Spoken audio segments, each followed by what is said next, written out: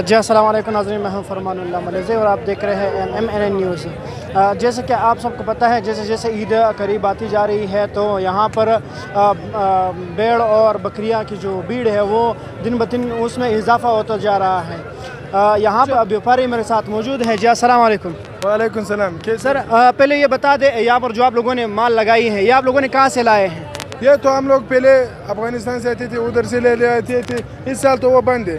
ہم لوگ ادھر اپنی قریبی علاقوں سے کلاسی پلائے جوبے اس علاقوں سے آتے، ہم خرید لیتے، پھر ادھر لے آتے، ادھر لوگوں کے لیے ہم لے آتے عید کے لیے۔ اس سال جو ہے 2 برابر اوپر چلے گئے، کیونکہ ہر چیز جو ہے مہنگے چلے گئے۔ اس کو جو ہے ہم لوگ دیتے گندم ہے، گندم کی ایک پارسل 4,500 روپے پہ چلے گئے۔ گندم دیتے ہو؟ گندم دیتے ہیں ہم۔ اب پہلے 2,000 روپے پہ ملتے تھا، اب 4,500 روپے گندم ہو گیا ہے۔ ہم کیا کریں؟ افغانستان کے بارڈر بھی کھل گیا تھا، اس کے حوالے سے کچھ بتا دیں۔ مال کوئٹہ کے گنج میں پہنچ گیا یا نہیں؟ لوگوں کو تو یہ مہنگا پڑے ہے، پہنچ گیا یا نہیں؟